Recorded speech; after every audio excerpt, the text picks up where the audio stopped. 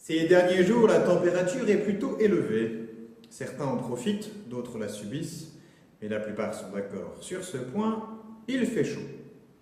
Ce conditionnement météorologique m'a fait prendre conscience qu'on pouvait recevoir le texte de l'évangile de dimanche prochain avec cette clé de lecture. Le monde a soif. Écoutons Jésus. En ce temps-là, Jésus disait à ses apôtres: « Ne craignez pas les hommes. Rien n'est voilé qui ne sera dévoilé. Rien n'est caché qui ne sera connu.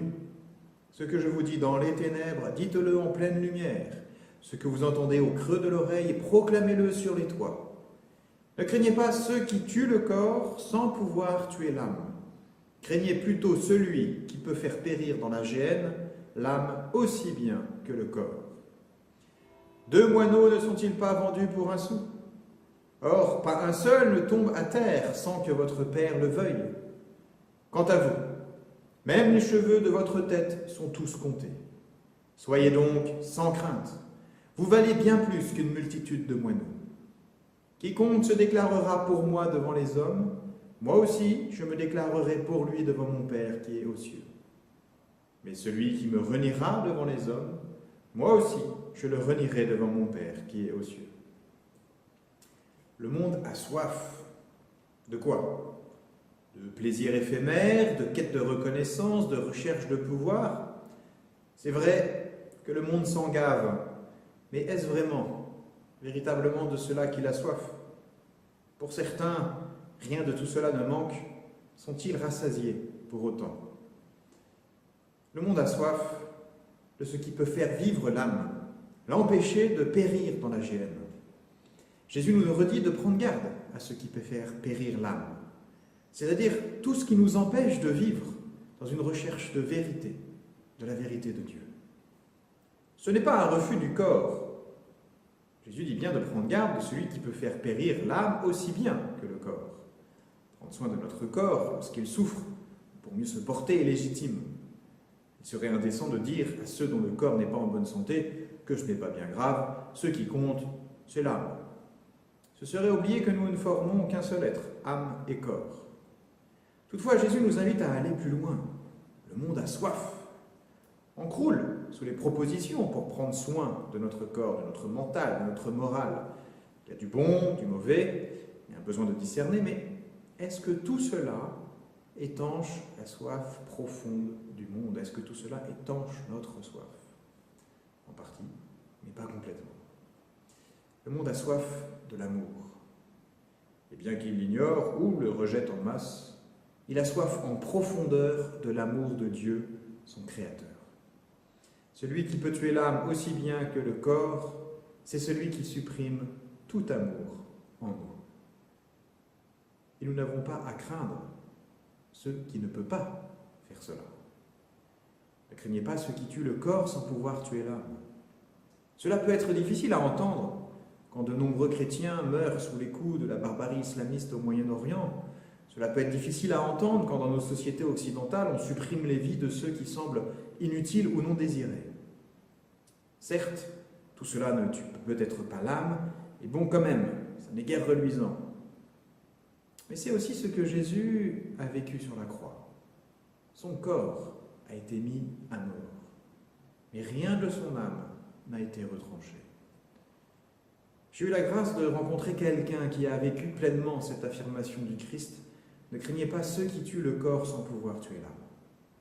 Lorsque j'étais au séminaire à Montréal, suivait avec nous un cours de théologie un homme d'un certain âge, Jean-Eudes, dont les interventions montraient un esprit brillant et une âme droite. Cet homme était cloué dans un fauteuil roulant, s'exprimant en tapant les mots avec son doigt sur un clavier attaché à sa chaise. Au cours de l'année, Jean-Eudes a été emporté par une mauvaise maladie, achevant son corps déjà bien amoindri. Un jour, je discutais de lui avec notre professeur, à la fois admiratif de la persévérance de cet homme et étonné parce que suivre des cours n'est pas la première idée que j'aurais eue à sa place. Le professeur me faisait part de la joie de Jean-Eudes, d'être avec nous et de pouvoir continuer à grandir dans la foi. Ces cours étaient pour lui le moyen de mieux connaître Dieu et donc de ne pas craindre ceux qui tuaient son corps. Jean-Eudes a eu à faire face au mal qui tue le corps, bien avant son décès. Mais il a toujours refusé que ce mal puisse tenter de tuer son âme, que le mal lui fasse perdre toute espérance.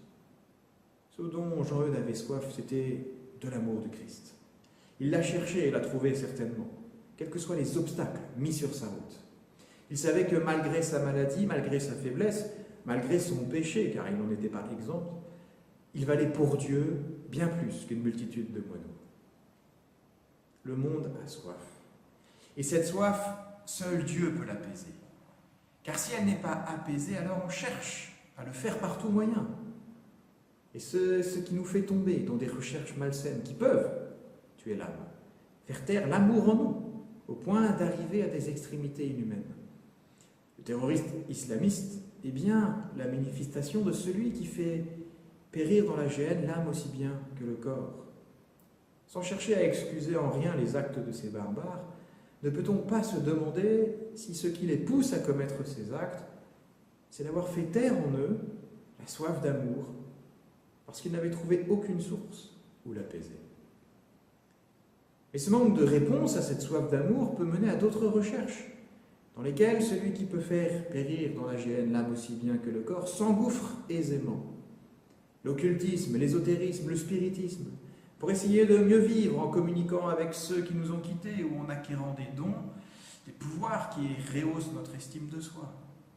Toutes ces pratiques peuvent sembler au premier abord bien innocentes. La preuve étant, c'est que des tables de Ouija sont vendues comme des jeux. Mais elles risquent de tuer l'âme, en instaurant un climat de peur et de crainte du surnaturel. Jésus nous rappelle que rien de caché qui sera connu. Importance pour nous de garder à l'esprit qu'à part celui de confession, il n'y a pas de secret dans la foi de l'Église, ce qui veut dire que rien de ce que nous avons reçu de la part de Dieu ne peut être gardé pour nous. Le monde a soif, et il va chercher à boire. Alors nous sommes appelés à lui donner à boire à cette source qui est le Christ, à lui donner à boire sans crainte, car nous avons de la valeur aux yeux de Dieu, et il ne laissera pas perdre celui qui se déclare pour lui. Soyez sans crainte. Et Jésus nous donne aussi un avertissement. Ne le renions pas devant les hommes si nous ne voulons pas qu'il nous renie devant son Père. C'est à prendre au sérieux et à comprendre clairement. Si nous ne voulons pas de Dieu, il ne va pas s'imposer. C'est à nous de décider si par nos paroles et par nos actes, nous voulons nous déclarer pour lui.